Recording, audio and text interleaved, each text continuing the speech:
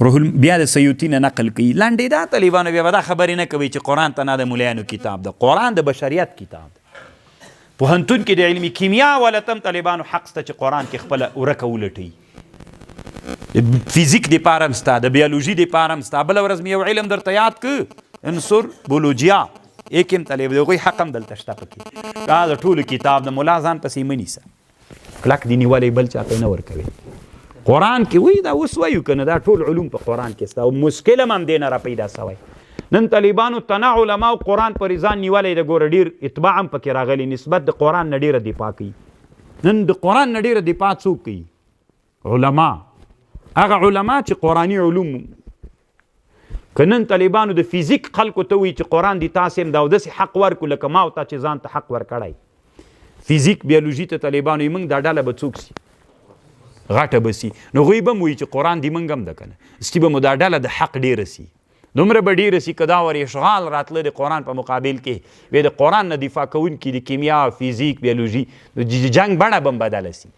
عقیده به ملا ورکوي او قرآن نه چې بیالوژي د فیزیک او د کیمیا هغې علما به بیا څوک کوي؟ موږ ته داسې خطرناک توغندي جوړ کړي او دا عقیده هغه توغندي طالبانو بیا به څوک مزل کوي؟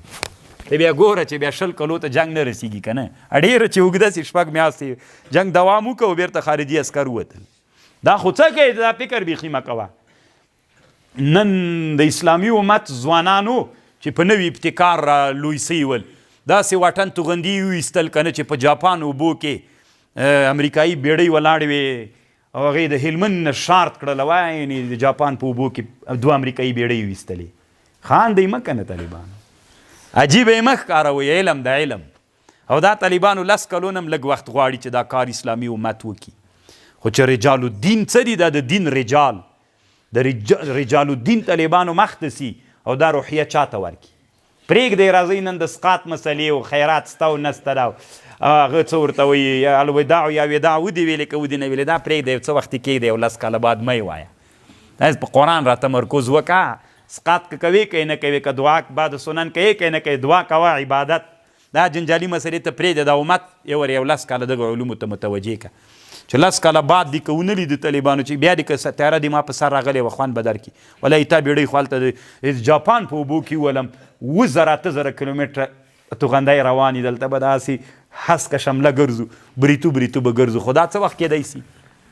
څه وخت کېدی سي؟ مه یې افسانې بلئ طالبانو، دا ټوکې مه بلئ. څه وخت کېدی سي چې رجال الدین راجګ سي، خپل رعیت امت چاته وهڅوي؟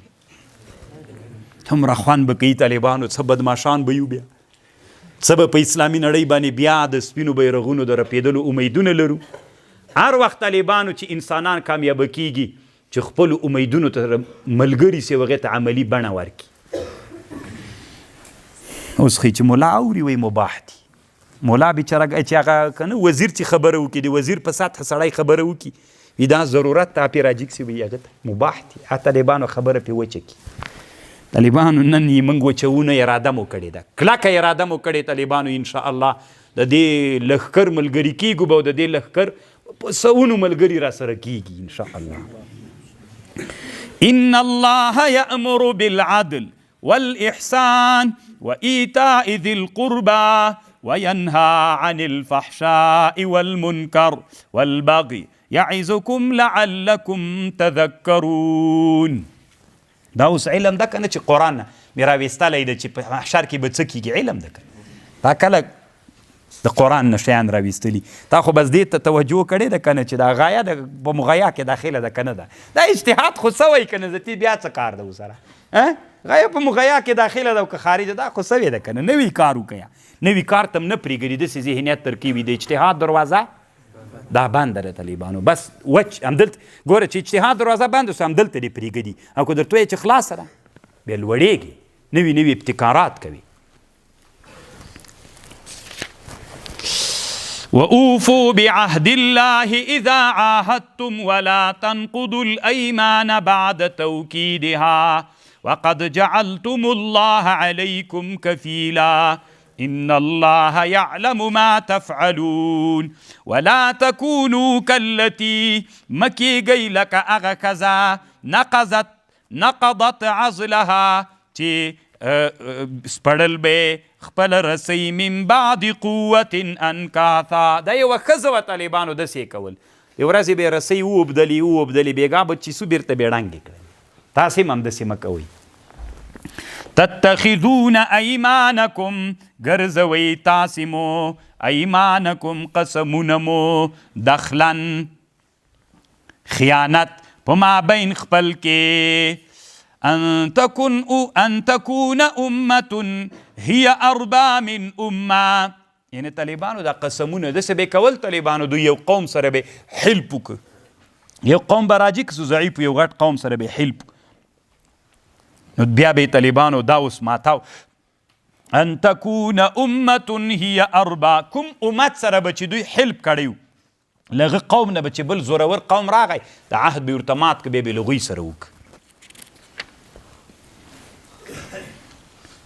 انما يبلوكم الله به وليبينن لكم يوم القيامة ما كنتم فيه تختلفون ولو شاء الله لجعلكم أمة واحد ولكن يضل من يشاء ويهدي من يشاء ولتسألن عما كنتم تعملون ولا تتخذوا أيمانكم دخلا بينكم فتزل قدم بعد ثبوتها وتذوقوا سوء وأتكي بدي بما صددتم عن سبيل الله ذاك خلق منعك والتاسل الأرض اللانا ولكم عذاب عظيم ولا تشتروا بعهد الله ثمنا قليلا إنما عند الله هو خير لكم إن كنتم تعلمون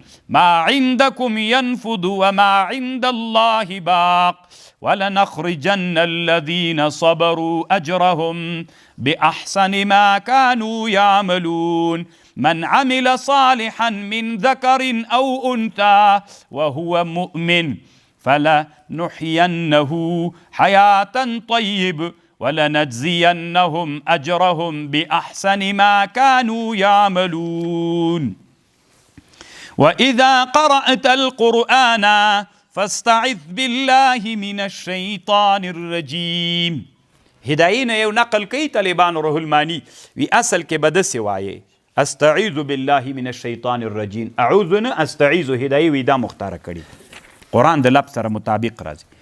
إنه ليس لهم سلطان على الذين آمنوا وعلى ربهم يتوكلون إنما سلطانه على الذين دي شيطان تسلط سلطه چې د پغه کسانو سره ده چې ملګرتیا کوي له شیطان سره والذین هم بربه مشرکون